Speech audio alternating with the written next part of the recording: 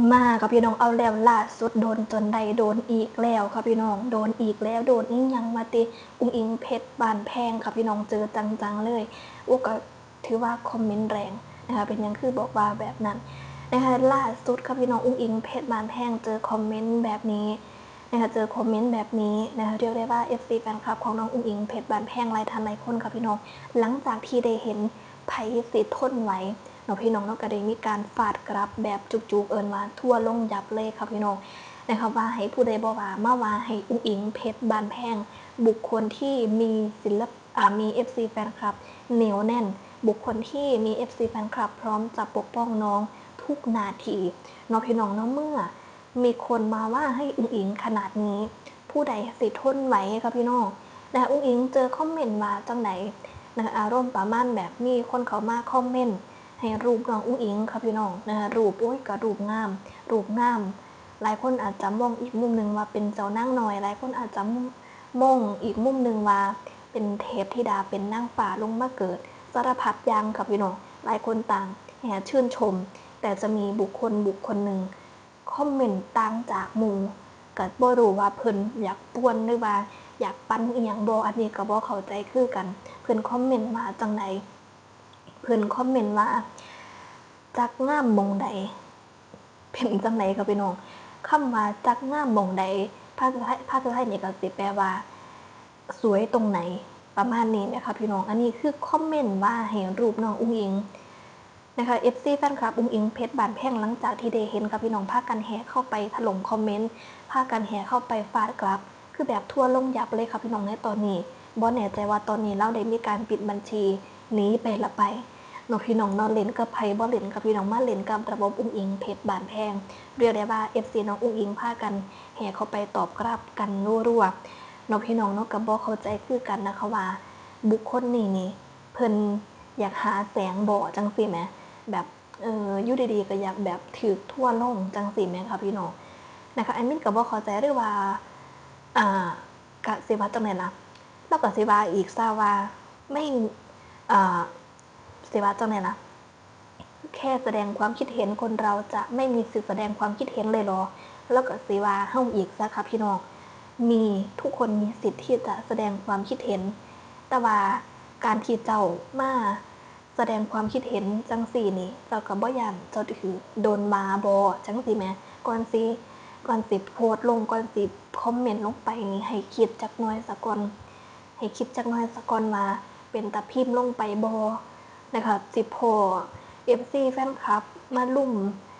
ว่าให้คักบ่จังซี่แหมให้คิดจักหน่อยซะก่อนที่สิคอมเมนต์ลงไปวันเถาะเอาเป็นจังไดสำหรับรูปที่แอดมินได้ขึ้นให้หลายๆคนได้เบิ่งกันเมื่อสักครู่นี้ค่ะพี่น้องนะคะโอ้ยแอดมินก็มองว่ารูปนี้นี่สวยมากๆเด้นะคะสวยมากๆแอดมิน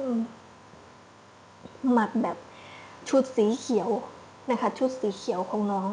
เป็นชุดที่มองแล้วก็รู้สึกว่าบ่เบื่อบ่แม่นแค่ชุดนี้ค่ะพี่น้องทุกชุดนั่นล่ะที่อุ้งอิงใส่สวยงามมากๆการแต่งหน้าการเฮ็ดผมอีหยังต่างๆก็ถือว่าโอเคสวยงามมากๆเนาะพี่น้องเนาะเอิ้นว่าแบบ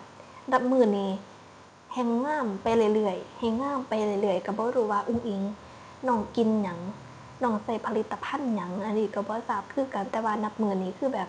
ยิ่งสวยขึ้นทุกวันเนาะพี่น้องเนาะก็บ่เข้าใจคือกันว่าสำหรับบุคคลนี้นี่เพิ่นตั้งใจอยากสิแบบปั้นโบหรือว่าจังไดเนาะพี่น้องเนาะนะคะแต่ว่าคันเราคิดอีหลีคันเป็นความคิดเห็นของเราอีหลีว่าอุ้งอิงน้องบ่งามนะคะก็ทุกคนก็มีสิทธิ์ที่จะแสดงความคิดเห็นนั่นแหละค่ะพี่น้องนะคะแต่สิว่าจังได๋ล่ะเจ้ามองแบบอคติเกินไปบ่จังซี่แหมรูปนี้สวยจะตาย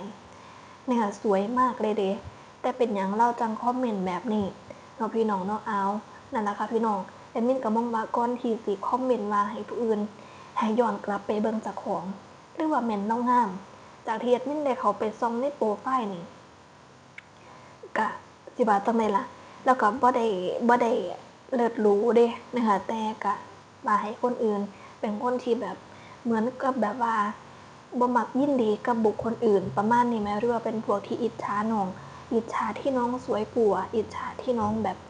ดังกว่าปังกว่าจังซี่บ่อันนี้ก็บ่เข้าใจคือกัน เนาะพี่น้องเนาะแต่สิจังไหนก็ตามค่ะพี่น้องเรียกได้ว่า FC ของน้องอุ้งอิงเพชรบานแพงหลายท่านหลายคนค่ะพี่น้องหลังจากที่ได้เห็นกับภาพกันนี่แหละแห่เขาไปแบบดาวายสารพัดอย่างเลยค่ะพี่น้องนี่แหละก็ถือว่าเป็นความหักจากแม่ FC น้องอุ้งอิงเพชรบานแพงที่มีต่อน้องพี่น้องเนาะเอากระตันนั้นนะคะพี่น้องพักเรื่องการสิบาจังไหนล่ะเรื่องบ่ดีไปนะคะพักเรื่องบ่ดีไปมาบอกถึงเรื่องดีๆในตอนนี้เป็นจังไหนแน่ใกล้แล้วเด้ค่ะพี่น้องสำหรับในวันที่30ตุลาคมนี้นะคะเป็นวันงานบุญกฐินนะคะทางครอบครัวอุ้งอิงก็เป็นเจ้าภาพในงานนี้วันทองนะคะซึ่งก่อนหน้านี้ค่ะพี่น้องในฝั่งของทางด้านพ่อเอกเพิ่นได้มีการออกมาเคลื่อนไหวเกี่ยวกับเวทีค่ะพี่น้องเวทีที่สิมีการทำการแสดงในวันที่30เนี่ยแหละค่ะพี่น้องเหมือนจะใช้เวทีของลำเพลินโชว์นะคะหลายคนก็ว่าเอ้าคันบอกว่าลำเพลินโชว์ศิลปินลำเพลินโชว์ก็สิบ่ได้มาแสดงบ่จังซี่แหมบ่แม่นค่ะพี่น้องใช้เวทีของลำเพลินโชว์ก็จริงนะคะแต่สำหรับศิลปินสิเป็นศิลปินของสาวน้อยนึงเนาะพี่น้องๆคือแบบศิลปินทุกคนก็ยังคงมาทำการแสดงคือเก่าเหมือนเดิมนะคะแต่เพียงแค่ว่าบ่ได้เอาเวทีมาจังซี่แหมย้อนว่าระยะทางนี่มันไกลค่ะพี่น้องระยะทางนี้มันไกลสมมุติว่าในวันที่29ค่ะพี่น้องทางสาวน้อยเพิ่นไปทำการแสดงอยู่ไกลจากศรีสะเกษประมาณ400โลนะคะแล้วเพิ่นก็แบบทำการแสดงอยู่โซนแถวนั้นจังซี่แหมนะคะเพิ่นทำการอยู่โซนแถวนั้นการที่สิเคลื่อนย้ายเวทีมาไกลขนาดนั้นนี่มันก็จังไหนอยู่นะคะทางนั้นพ่อแม่อุ้งอิงก็เลยมองว่าเอาจังซี่ซะเอาเวทีลำเพลินโชว์มา